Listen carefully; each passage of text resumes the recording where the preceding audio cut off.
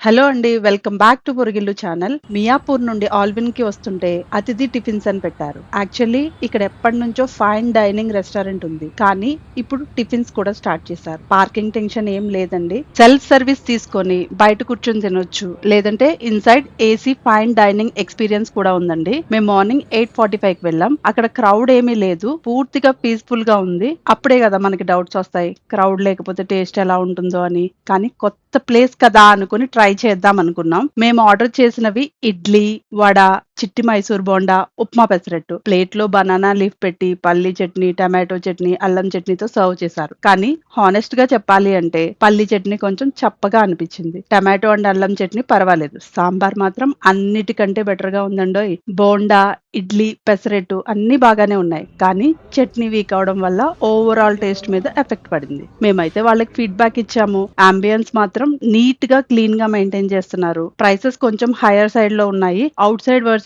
Inside డైనింగ్‌కి ప్రైస్‌లో difference ఉంది. మీరెవరైనా already try చేశారా? మీ హానెస్ట్ ఒపీనియన్ కామెంట్‌లో చెప్పండి. Thank you for watching my video.